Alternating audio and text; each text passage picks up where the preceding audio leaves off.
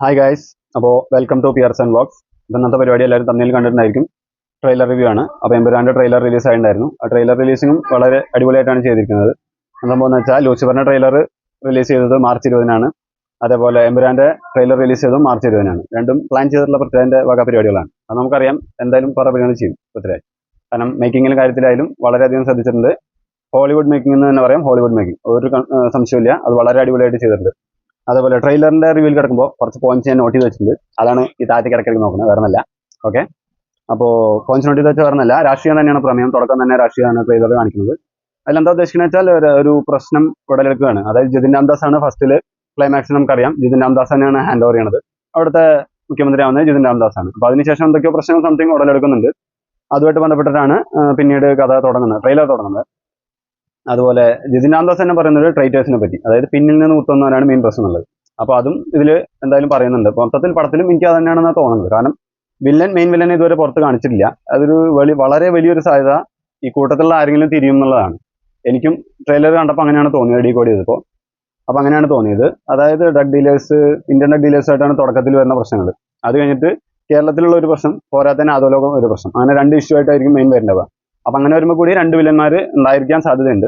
അധോലോക വില്ലനായിട്ട് ഒരാൾ, പോരാത്തതിന് നമ്മുടെ ലോക്കൽ ഏരിയയിൽ വില്ലനായിട്ട് ഒരാൾ. ഹിന്ദിക്കാരൊക്കെ വരുന്നുണ്ട്. ഈ പറഞ്ഞ ഒരു ഡൗട്ട് പറഞ്ഞിട്ട് സയ്യിദ് മസൂദിന്റെ സ്റ്റോറി ആയിരിക്കാം എന്നൊക്കെയാണ് പറഞ്ഞിട്ടത്. അപ്പോൾ അതും ആയിരിക്കാൻ സാധ്യതയുണ്ട്. പിന്നെ എടുത്ത് പറയേണ്ടത് BGM. ഒരു മെയിൽ വോയിസ് വന്നിട്ടുണ്ട്, എമ്പുരാൻ എന്നുള്ള. ഇത്ര നാൾ ഉഷാദുപ്പിന്റെ ഒരു വോയിസ് ആണ് നമ്മൾ കേട്ടിരുന്നത്. ഇപ്പം അതൊന്നും മാറിയിട്ട് ഒരു മെയിൽ വോയിസ് വന്നിട്ടുണ്ട്. ആ വോയിസിനെ പറ്റി ഒന്നും പറയാനില്ല, വളരെ അതിഗംഭീരമായിട്ട് ചെയ്തിട്ടുണ്ട്. ഈ തൊണ്ട പൊട്ടി പാടുക എന്ന് പറയില്ല, എന്നാലും ബോറിംഗ് ആയിട്ട് എനിക്ക് തോന്നിയിട്ടില്ല. കാരണം കേൾക്കുമ്പോൾ നമുക്ക് ഗൂസ് ബംസ് വരികയാണ്. അത്രയും വളരെ കിടുവായിട്ടുള്ള ഒരു തന്നെയായിരുന്നു അത്. BGM ദീപക് ദേവ് നല്ലവണ്ണം മെനക്കെട്ട് പണിയെടുത്തിട്ടുണ്ട്. നമ്മൾ ഇതുവരെ കിട്ടാത്ത കുറേ എക്സ്പെക്ടേഷൻസ് ആണ് ഉള്ളത്. ഇതുവരെയുള്ള എക്സ്പെക്ടേഷൻസ് അടിപൊളിയായിട്ടുണ്ട്, മോശമൊന്നും പറയാനില്ല. അതുപോലെ തുടക്കത്തിലത്തെ ആ സോങ്ങിലത്തെ ആ ഒരു പോർഷൻ തന്നെയാണ്, അതായത് എമ്പുരാനി എന്നുള്ളത് സോങ്ങിന്റെ പോർഷൻ. അത് പോരാത്തതിന് മറ്റേ ഏതായിരുന്നു, നച്ച് ആ പാട്ട്, അതിന്റെ കുറേ എടുത്തിട്ടാണ് BGM ഉണ്ടാക്കിയിരിക്കുന്നത്. അത് എല്ലാവർക്കും അറിയാവുന്നതാണ്. അപ്പോൾ അതൊക്കെ തന്നെയാണ് ഇതിന് യൂസ് ചെയ്തിട്ടുള്ളത്. അപ്പോൾ അതൊക്കെ വളരെ അടിപൊളിയായിട്ട് ചെയ്തിട്ടുണ്ട്. അതേപോലെ അബ്രാമിനെ ഇൻട്രോ ചെയ്യണത് അടിപൊളിയായിട്ടുണ്ട്, വളരെ നല്ല രീതിയിൽ ചെയ്തിട്ടുണ്ട്. അതുപോലെ ഡയലോഗ് ഉണ്ട് ലൂസിഫർ, അതായത് ലൂസിഫർ അല്ല, ലാലേട്ടൻ പറഞ്ഞത് ദേവപുത്രൻ തെറ്റ് ചെയ്യുമ്പോൾ അവർ പിശാചിനല്ലേ ആശ്രയിക്കുക എന്നുള്ളത്. അതിനുദ്ദേശിക്കുന്നത് നമ്മൾ ഏറെക്കുറെ മനസ്സിലായത് ടോവിനോ ഇൻറ്റു നെഗറ്റീവ് ഷെയ്ഡ് എന്നാണ്. അപ്പോൾ അതന്നെ ആയിരിക്കാനാണ് സാധ്യത. ടോവിനോ മെയിൻ നെഗറ്റീവ് വരൂ എന്നാണ് എല്ലാവരും പറയുന്നത്. കാരണം ആ ഡയലോഗ് ഉദ്ദേശിക്കുന്നത് അത് തന്നെയാണ്. പക്ഷേ മെയിൻ വില്ലനായിട്ടാണോ എന്താണോ എന്നുള്ളത് നമുക്ക് അറിയില്ല, എന്താ സംഭവം അറിയാം. അതുപോലെ ടോവിനോ ഇടയ്ക്ക് പറയുന്നുണ്ട് ലൂസിഫർ എന്നുള്ള ഒരു ക്യാപ്ഷൻ പോലെ സ്റ്റീഫൻ നെടുമ്പള്ളി ആരാണെന്നുള്ളത് ഇതുവരെ റിവീൽ ആയിട്ടില്ല. വേറൊരു പാസ്റ്റ് ആൾക്കുണ്ട് എന്നുള്ളതും ടോവിനോ പറയുന്നുണ്ട്. അപ്പോൾ അതൊക്കെ ഉദ്ദേശിക്കുന്നത് എന്താണെന്ന് വെച്ചാൽ സംതിങ് ഫുൾ മിസ്റ്ററിയാണ്. അതാണ് ഒരു പിടികിട്ടാത്തൊരു സംഭവങ്ങളാണ് അതിൽ വരുന്നത്. അതുപോലെ പിന്നെ ഉള്ളത് ഈ പറഞ്ഞ ഈ ടോവിനോന്റെ നെഗറ്റീവ് ഷെയ്ഡ് ഒരു സംശയമുണ്ട്.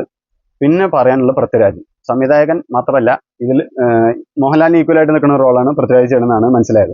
കാരണം പല ഇതിലും പൃഥ്വിരാജ് മോഹൻലാലിന് ഈക്വലായിട്ട് വരുന്നുണ്ട്. ലാസ്റ്റ് ഒരു സ്ലോ മോഷനിലൊരു ഇത് വരുന്നുണ്ട്, അതിൽ ഈക്വൽ ആയിട്ടാണ് നിന്നത്. അത് പറഞ്ഞ വേറെ സംഭവം, ടിയാന്റെ സെയിം ലുക്ക് പൃഥ്വിരാജ് ഇതിലെടുത്തിട്ടുണ്ട്. ടിയാൻ ഇറങ്ങിയിട്ട് ഒക്കെ 5-6 കൊല്ലം ഇറക്കിയവരെ ആയി തോന്നും. എന്നിട്ടും ആ സെയിം ഫിസിക്ക്, സെയിം ഒരു ലുക്ക് അതേപോലെ തന്നെ മെയിൻറ്റെയിൻ ചെയ്തിട്ടുണ്ട്. മോഹൻലാലിന് ഈക്വൽ ആയിട്ടാണ് സയ്യിദ് മസൂദ് വരുന്നത്. വേറൊരു വ്യൂ ഉണ്ട്, സയ്യിദ് മസൂദ് സ്ലോ മോഷനിൽ മോഹൻലാലിന്റെ പുറകുന്ന് പറഞ്ഞ ഒരു സീൻ. അതിലെനിക്ക് തോന്നിയ ഡൗട്ട് എന്താ വെച്ചാൽ ഇനി സയ്യിദ് മസൂദ് ആയിരിക്കുമോ ഇല്ലെന്നാണ്. പക്ഷെ അത് ജസ്റ്റ് ഫണ്ണിയായിട്ട് പറഞ്ഞാണ്, എനിക്ക് തോന്നുന്നില്ല അങ്ങനെ ഉണ്ടാവും എന്നുള്ളത്. ഒരു ഡൗട്ട് പറഞ്ഞാണ്. സ്ലോ മോഷനിൽ വരുന്നുണ്ട്. അത് മെയിനായിട്ട് പൃഥ്വിരാജ് ഈക്വൽ മോഹൻലാൽ എന്നാണ് എനിക്ക് തോന്നിയത്. കാരണം ലാലേട്ടനെ മാത്രമായിട്ട് ചെയ്തിട്ടില്ല, പൃഥ്വിരാജും കൂടി ഈക്വലായിട്ട് വരുന്നുണ്ട്. അങ്ങനെയാണ് പറഞ്ഞത്. പിന്നെ ഇപ്പോൾ ഓൾറെഡി പറഞ്ഞ ഈ തുടക്കം ഹിന്ദിയിലാണെന്നാണ് പൃഥ്വിരാജ് പറഞ്ഞത്, ഒരു 20 മിനിറ്റ് ഹിന്ദിയിലാണ്. അപ്പോൾ ആ ഒരു കഥ സയ്യിദ് മസൂദിനെ ചുറ്റിപ്പറ്റി ആയിരിക്കും. അത് കഴിഞ്ഞിട്ട് കേരളത്തിൽ പ്രശ്നങ്ങൾ വരുന്നു. അപ്പോൾ ഹോളിവുഡല്ല അധോലോകത്തിൽ ലാലേട്ടൻ എന്തൊക്കെ കുറേ സംഭവങ്ങൾ കാണിക്കുന്നു. അത് കഴിഞ്ഞിട്ട് അതിൻ്റെ ഇടയ്ക്ക് അവിടുത്തെ തീർത്തിട്ട് കേരളത്തിലേക്ക് തിരിച്ചു വരുന്നു. എന്നിട്ട് ഇവിടുത്തെ പ്രശ്നങ്ങൾ തീർക്കുന്നു, അവിടെ കഥ അവസാനിക്കുന്നു. മെയിനായിട്ട് അതായിരിക്കും സാധ്യത എനിക്ക് തോന്നുന്നത്. പിന്നെ ഒരു കാര്യം പറയാനുള്ളത് മോഹൻലാലിന്റെ വോയിസ് മോഡുലേഷൻ, അത് നല്ല ഗംഭീരമായിട്ട് ചെയ്തിട്ടുണ്ട്.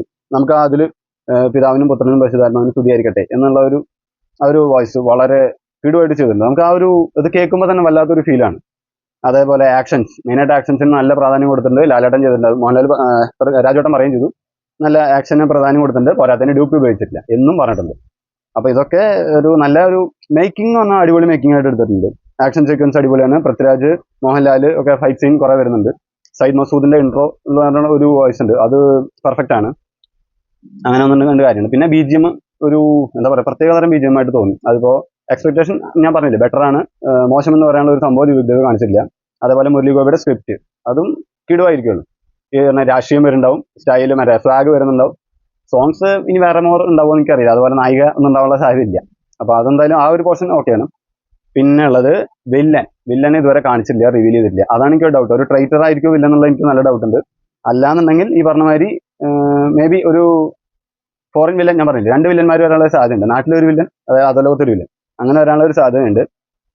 അപ്പോൾ എന്തായാലും അതിഗംഭീര ട്രെയിലറാണ് പുറത്തു വിട്ടിരിക്കുന്നത്. 3 മിനിറ്റ് 51 സെക്കൻഡാണ് ട്രെയിലർ ഉണ്ടായിരുന്നത്.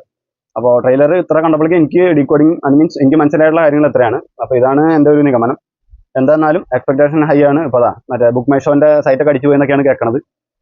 90,000 ടിക്കറ്റ് സോൾഡ് ഔട്ട് ആയി 1 അവറിനൊക്കെയാണ് പറയുന്നത്. അപ്പോൾ എക്സ്പെക്ടേഷൻ ഹൈ ആണ്. പൃഥ്വിരാജിന്റെ മേക്കിംഗ്, ലാലേട്ടന്റെ ലുക്ക്, കാര്യങ്ങൾ, ദിലീപ് ദേവിന്റെ മ്യൂസിക് അടിപൊളിയാണ്. മുരളി ഗോപിയുടെ റൈറ്റിംഗ്, അതുപോലെ സ്റ്റൺസ് സിൽവയാണെന്നാണ് തോന്നുന്നത്. സ്റ്റൺസ് ഒക്കെ വളരെ പെർഫെക്റ്റ് ആയിട്ട് ചെയ്യുന്നതാണ് തോന്നുന്നത്. അപ്പോൾ മൊത്തത്തിൽ ഹൈ എക്സ്പെക്ടേഷൻ ആണ്. അതേപോലെ തന്നെ കണ്ടിന്യൂ ഉണ്ടാകുന്നതായിരിക്കുന്നു. അപ്പോൾ വെയിറ്റിംഗ് ഫോർ 27th മാർച്ച് നമുക്ക് പടം കാണാൻ. എന്തായാലും ഞാൻ ടിക്കറ്റ് ബുക്ക് ചെയ്യണം. 27th കിട്ടിയില്ലെങ്കിൽ നെക്സ്റ്റ് ഡേ, അത്രേ ഉള്ളൂ. അങ്ങനെ ടിക്കറ്റ് ബുക്ക് ചെയ്യാൻ പറ്റുന്നില്ല എന്നാണ് കേൾക്കണം. അപ്പോൾ എക്സ്പെക്ടേഷൻ ഹൈ ആണ്. അപ്പോൾ നല്ലൊരു പടം പ്രതീക്ഷിക്കുന്നു. ലാലേട്ടൻ കുതിച്ചു ചേർന്ന് എല്ലാവരെയും മേലെ എത്തട്ടെ എന്ന് ഞാൻ വിചാരിക്കുന്നു. എക്സ്പെക്ടേഷൻ ആണ്, എന്ത് സംഭവിക്കാം. അതുപോലെ മമ്മൂട്ടിയുടെ ക്യാമിയോ ഉണ്ടോ എന്നുള്ളത് അറിയില്ല. എന്തായാലും ഒരു ക്യാമിയോ അതുകൂടി പറയണം. ഒരു ക്യാമിയോ എന്തായാലും ഉണ്ടായിരിക്കും. മലയാളത്തിലെ ഒരു സൂപ്പർ സ്റ്റാറിന്റെ ഒരു ക്യാമിയോ എന്തായാലും ഉണ്ട്. അതാരാണെന്നുള്ളത് എനിക്കും ഏറെക്കുറെ മമ്മൂട്ടിയിൽ നിന്ന് തന്നെയാണ് എൻ്റെ എക്സ്പെക്ടേഷൻ. കുറേ ഇത് പറഞ്ഞു സൈദ് മസൂദിന്റെ അപ്പയായിട്ട് മമ്മൂട്ടി വരുന്നുള്ളത്. അത് സാധ്യതയില്ല, എനിക്കും തോന്നുന്നില്ല. എന്തായാലും അപ്പോൾ ഹൈ എക്സ്പെക്ടേഷൻ ആണ്. നല്ലൊരു പടം തന്നെ പ്രതീക്ഷിക്കുന്നു. അപ്പോൾ വെയിറ്റിംഗ് ഫോർ March 27. അപ്പോൾ എല്ലാവരും കാണുക. അതുപോലെ ഞാൻ പ്രതീക്ഷയോടെ കാത്തിരിക്കുന്നു. അപ്പോൾ എല്ലാവർക്കും നമസ്കാരം.